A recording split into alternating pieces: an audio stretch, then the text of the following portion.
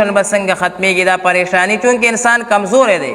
خو لیکن دې ته سوچ کول پکار دی چې الله تعالی وایي دا هر څه ما ستا دپاره پیدا کړي ستا د فایدې دپاره دي نو چې هر څه ستا د فایدې دپاره دي نو انسانه ته چې څه دپاره پیدا یې په هغې کې ته ونښله هغه د الله تعالی عبادت او معرفت دی الله تعالی دی تاسو مونږ ټولو ته هغه چې کم دی نو نصیب کې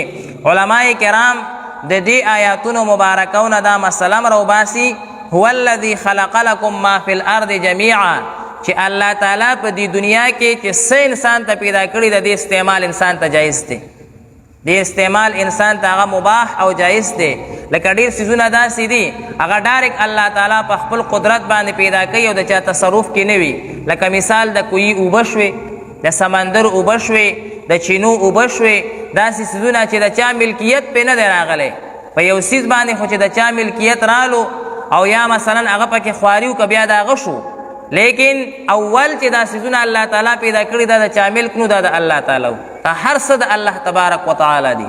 او دې کې دې ته اشاره شوه چې انسان به دا دعوی هم نه کوي چې دا زما دی او دا زما دی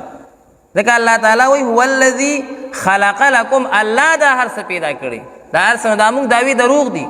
دا څومره دعوی چې دنیا کې انسان لګیا دی او کوي چې دا زما دی او دا زما دی او دا زما دی دا دروغ دی یو دیوال باندې وي د چا جګړه وه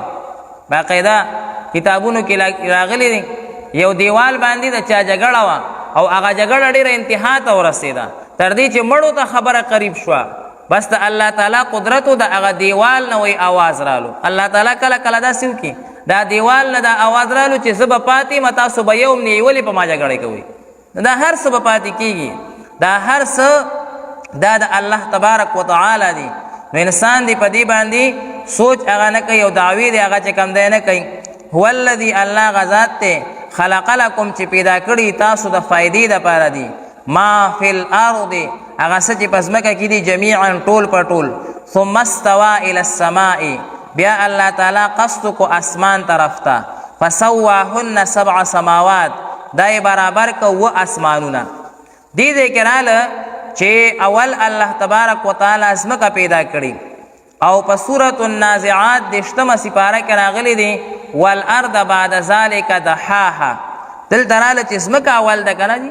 او اسمان رستو پیدا دی او سورۃ النازعات د 8مه سپاره کې دی چې الله تبارک وتعالی اول اسمانونه پیدا کو بیا ځمکه جوړه کا نو دې کې د انسان په ذهن کې اشکال او اعتراض پیدا کېږي چې دې خو الله تعالی او ځمکه اول ده او هغه ځای کې راځي چې نه اسمان اول دی علماء کرام وایي هېڅ خرابې په دې کې نشته هېڅ اشکال نشته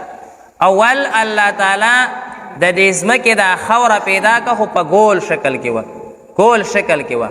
بیا دا ګول شکل کې دا پرېښوده او بیا چې کوم دی نو اسمان